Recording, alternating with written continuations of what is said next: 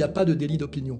Mais aujourd'hui, progressivement, à coup de loi, on a restreint la liberté d'expression et donc on a réintroduit le délit d'opinion en disant simplement cette opinion, alors si vous dites, vous, il n'y a pas de délit d'opinion, j'ai le droit de dire et de penser ce que je veux, on vous dit oui, mais ça, c'est pas une opinion, c'est un délit.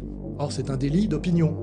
Donc, ouais, donc, on a une logique, on a une espèce de logique très très pauvre pour en fait vous faire taire sur certains sujets. Et puis, il ne faut pas oublier qu'il y a aussi une idée quand même de lutte des classes dans tout ça. C'est-à-dire qu'on voit très bien qu'il y a une bourgeoisie française qui est beaucoup plus sioniste parce qu'elle estime que Israël et les Juifs appartiennent, on va dire, un peu à l'élite du monde, l'élite occidentale. Hein, les gens les plus riches, les plus cultivés, les mieux implantés dans le secteur tertiaire, tu vois, des métiers de service qui font intervenir de l'abstraction.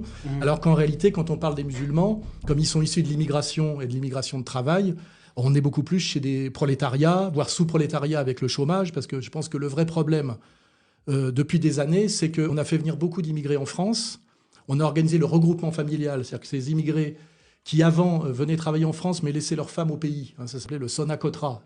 Hein. Il n'y avait pas de natalité immigrée en France. Et il se trouve que la droite française, hein, puisque ça s'est fait sous Giscard et Chirac, hein, ont organisé ce qui s'appelle le regroupement familial, c'est-à-dire que les Maghrébins de confession musulmane qui travaillaient en France dans les métiers durs comme OS1, OS2 à l'époque de ce qu'on appelle la reconstruction de la France, notamment beaucoup dans le secteur automobile, on leur a autorisé à faire venir leurs femmes, c'est 1974-75, et tous les enfants qui sont nés, par la vertu de ce qu'on appelle le droit du sol intégral, se sont retrouvés tous français. Ce qui fait qu'à un moment donné, on a eu deux phénomènes qui se sont croisés.